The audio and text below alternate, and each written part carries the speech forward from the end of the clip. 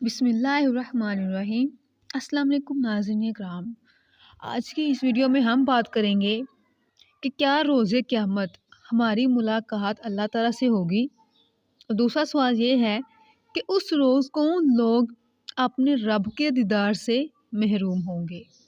اس کا جواب ہم قرآن پاک کی آیات سے لیں گے۔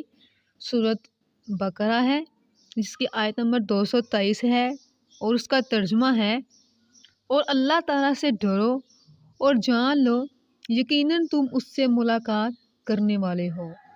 اسی طرح سورۃ مریم آیت نمبر 95 ہے، اس کا ترجمہ ہے، اور قیامت کے دن تم میں سے ایک شخص اس اللہ کے پاس اکیلا آئے گا۔ سورۃ الفجر کی آیت نمبر 21 اور 22 جس کا ترجمہ ہے، جب زمین کو کوٹ کوٹ کر ریزہ ریزہ کر دیا جائے گا اور تمہارا رب اور کتاریں باندھے ہوئے فرشتے میدان حشر میں آئیں گے۔ اسی طرح سورۃ احزاب آیت نمبر 44 جس کا ترجمہ ہے، اور جیسے مومن لوگ اللہ سے ملیں گے اس دن ان کا استقبال سلام سے ہوگا، اور اللہ نے ان کے لیے باعزت انعام تیار کر رکھا ہے۔